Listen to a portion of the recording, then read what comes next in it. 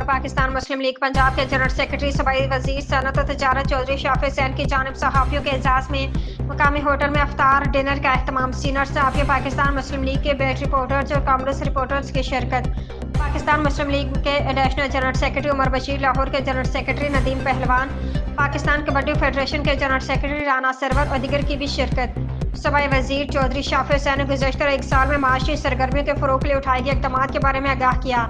Industrial status से real estate mafia का खात्मा किया। सूबाई वजीर सनत और तजारत चौधरी शाफिर हुसैन सनती मराकज़ में सनती इंफ्रास्ट्रक्चर को बेहतर बनाया, कारोबार सरगर्मी के लिए साजगार माहौल यकीनी बनाया, सनतकारों के जायज़ मसाइल तेज़ी से हल किया। इंडस्ट्रियल स्टेटस में हासिल किए गए प्लाटों पर सनती यूनिट्स ना लगाने वालों के प्लाट कैंसिल किए। पायदार माशी तरक्की के लिए नई सरमाया नागज़ीर हैं।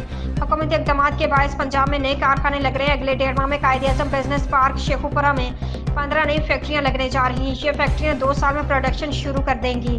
फार्मास्यूटिकल के कारखाने भरपूर प्रोडक्शन में हैं। फार्मास्यूटिकल की नई इंडस्ट्री भी लग रही है। पंजाब में अरबों डॉलर की नई सरमायाकारी आ रही है। नए कारखाने लगने से मुकामी लोगों को रोजगार मिलेगा।